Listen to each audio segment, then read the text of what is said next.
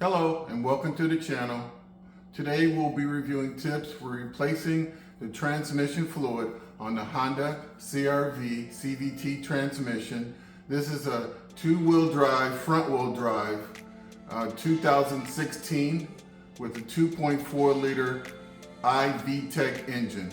If you haven't done so already, please check out my video, Secrets to Planning and Auto Repair. Now let's get started.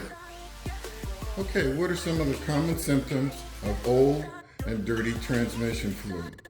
Well, you could have tachometer readings near or above 2,000 RPMs when you're driving between 40 and 60 mile an hour. That's unusual. You're going to have increased fuel consumption.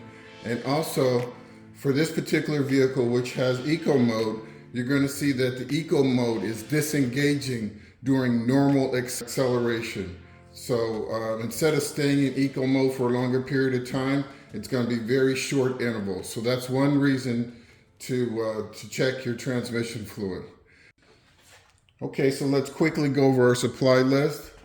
I highly recommend that you use the Honda HCF-2 transmission fluid. In the description below, there's a link to a kit that works with this vehicle perfectly. We'll also be using some clear hose that you see down there with the funnel. We've got an extra jug. We got a 3/8" ratchet.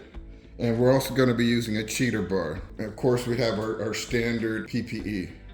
And let's go ahead and move forward. First, we're going to do is place the vehicle on a flat surface and let the engine set for at least 8 hours, preferably overnight, because you want that transmission fluid to be cool as possible. Next, you're going to place plastic sheeting in an empty oil pan beneath the transmission fluid pan located beneath the front center of the vehicle. The drain location is marked on the pan, and I will go ahead right now and show you where that location is.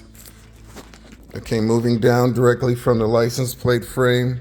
Gonna go down, there's a little breather, some plastic molding down underneath the vehicle, and a little further down, and there we go, right there to the right. Move my light out of the way. And there we have the drain bolt right there. And you'll see it's very handy. You can use 3/8" ratchet connection. Just like that. Clicks on there. I also use a cheater bar if needed to put on the end of my wrench here. And then you just want to loosen that up. So now we have our drain pan in place. And you can see that the bolt is right there. What you're gonna do is just use your hand and the ratchet, slowly unscrew that bolt. Let about 2 quarts drain out slowly, because it does come out rather fast. Okay, it will splash out really fast, out to the passenger side of the vehicle. So you wanna have your pan kind of off to that passenger side. Let about 2 quarts flow out. And then after that, you can release the bolt. Let the bolt drop into the pan, or just set the bolt off to the side. And then you can let the remaining 1.9 quarts flow out. Now, this particular engine doesn't have a bell housing per se.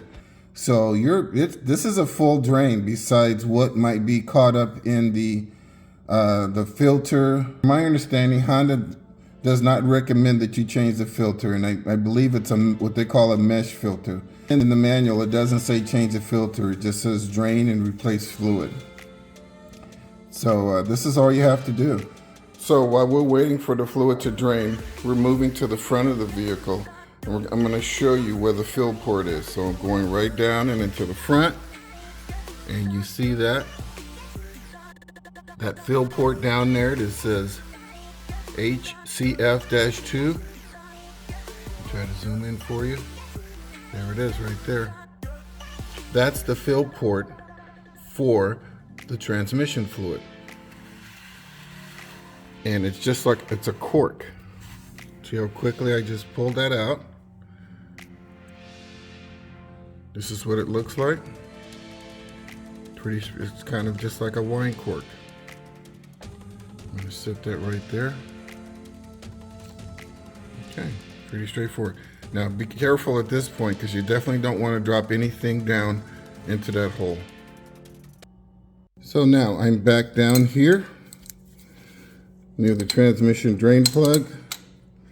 And just for demonstration purposes, I'm going to show you my little cheater bar that I slide on there like that. And honestly, that's my cheater bar, just made out of some old galvanized piping. I've had it for years. And honestly, this thing only calls for 36 foot-pounds of pressure, so don't put a lot of pressure on it. This car actually comes with a magnetic drain plug. So we're at the point now where we're going to replace the plug. And so before you replace the plug in the washer, you want to use a new washer, the new crush washer that came with the kit.